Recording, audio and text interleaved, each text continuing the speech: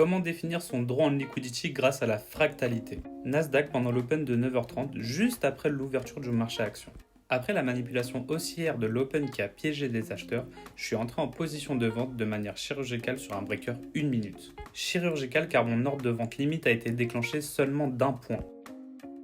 Ici, je profite de la volatilité de l'ouverture du marché action pour exécuter mon droit en liquidity étudié en higher time frame.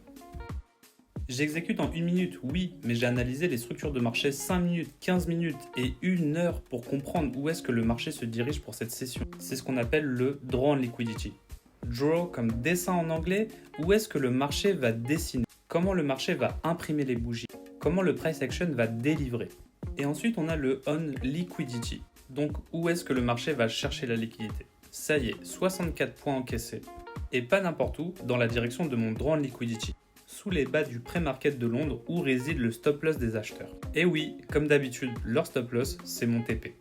Et c'est pas fini, j'ai un objectif à 100 points où je clôture mon trade sur des zones définies en higher time frame. Des zones à high probability pour mon draw en liquidity parce que j'ai énormément de confluence. Et ce trade aura duré seulement 22 minutes pour aller chercher 100 points dans le sens de mon DOL, draw en liquidity. Comme tu peux le voir, j'ai pu identifier une SMT divergence avec le SP500 dans un horaire clé, sur un niveau clé, pour par la suite rider cette vente qui a duré moins de 2 bougies 15 minutes. Tu l'auras compris, la visualisation est très importante. J'imaginais des bougies baissières en 15 minutes, ce qui m'a permis d'entrer en position par la suite en 1 minute dans la direction de mon draw en liquidity. Bien entendu, tout ça s'est passé sur des niveaux clés en time frame par an pendant des horaires clés. Oui, les timeframes enfants sont subordonnés aux timeframes par an.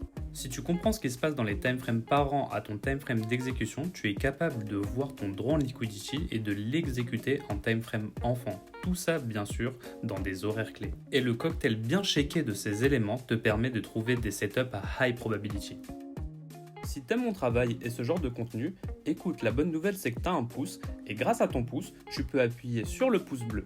Ça aide grandement le référencement de mon travail. Et si dans ton entourage ça peut aider quelqu'un ou quelqu'une, n'hésite pas à lui partager. Merci la communauté internet, c'était Yes Indeed pour l'art du trading. Prends soin de toi, on se voit au prochain épisode.